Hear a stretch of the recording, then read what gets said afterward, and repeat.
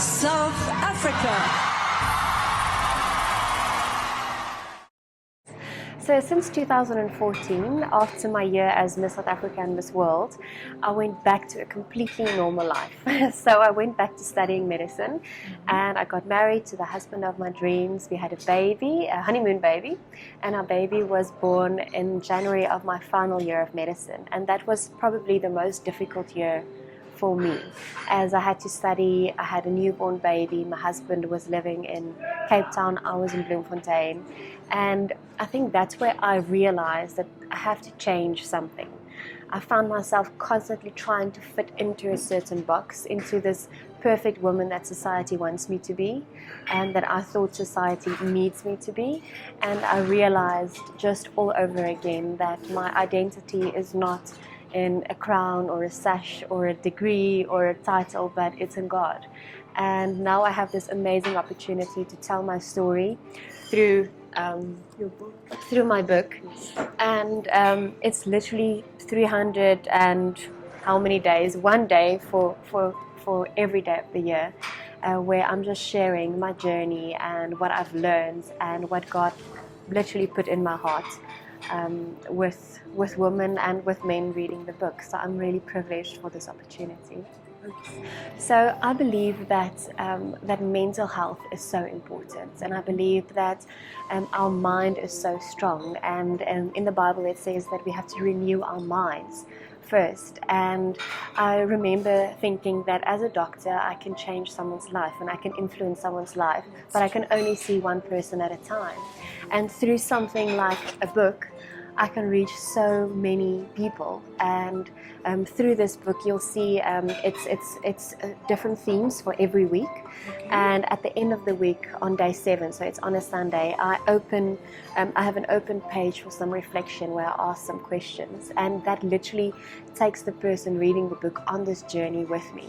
And I feel like that is the most valuable part of the book, where you can literally just sit and you have the opportunity to think about your life, to think about your dreams, about your goals, about what you struggle with, and you can literally think of your own solutions. So through this book, I focus on becoming healthy from the inside out.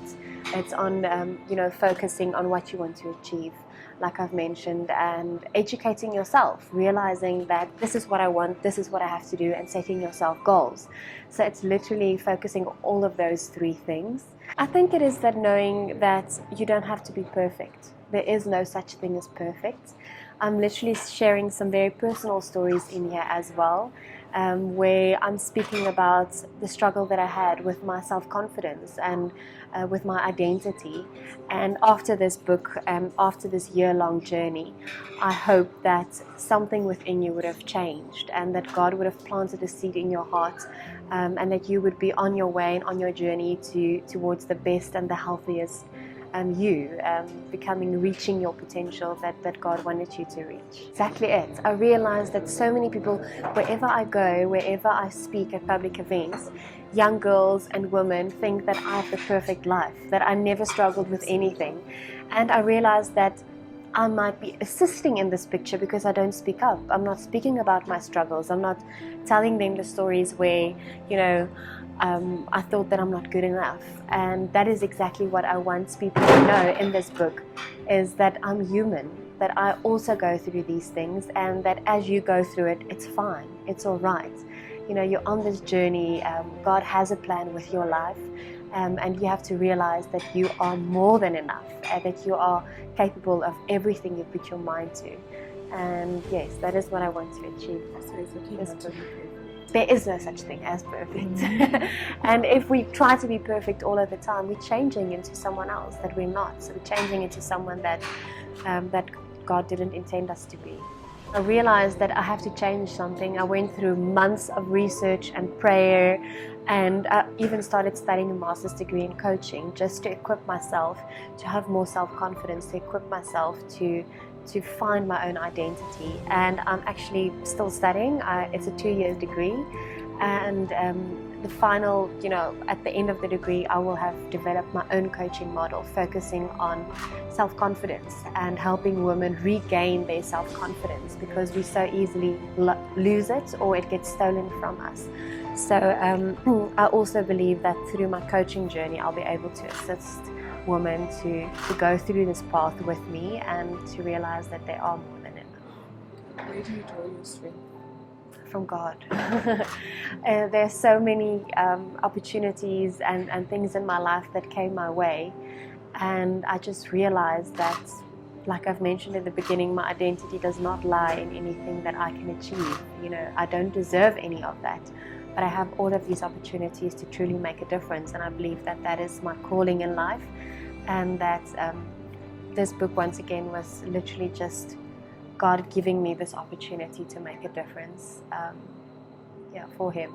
It is very difficult, and I still remember when one of my mentors, Rolene Strauss, we had some coffee and she gave me some of the best advice I've ever been given, and she said, remember to be private but don't be secretive. And I know that this is a choice that I made, even though I might not have known the extent of it. I knew that I would be in the public eye, and I knew that I wanted people to go on this journey with me, so I can't expect them to not know anything about me. And it's not like someone is intruding on my private life. It's actually an opportunity to be a role model, an opportunity to make a difference. So once I started seeing it like that, I think everything changes. There are still things that I will keep private, like, you know, the name of our son and things like that. He didn't choose to be in the public eye. I did, but he didn't, so he will have the choice one day. So certain things I try to keep private, but I'm never secretive, and I appreciate the fact that people are interested, and I appreciate the fact that they are so supportive of me. Yes. And how has that been? That has been amazing. I think that was one of the strategies, to just literally get people to get to know me. Not Miss South Africa or Miss World, but to get to know Rolene.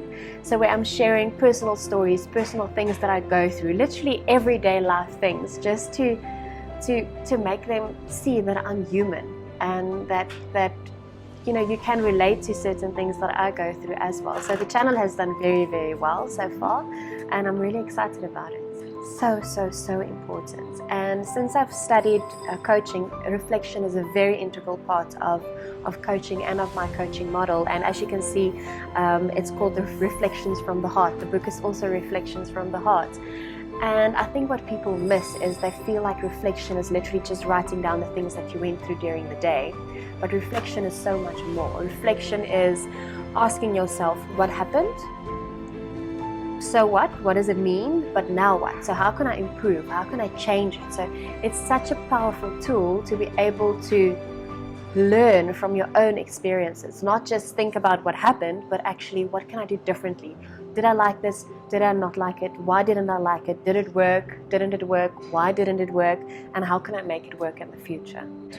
So important. I feel like one day the word women empowerment shouldn't even exist anymore, because we should all just be empowered and equal. And I think that we are living in an age where that is possible and where that is necessary.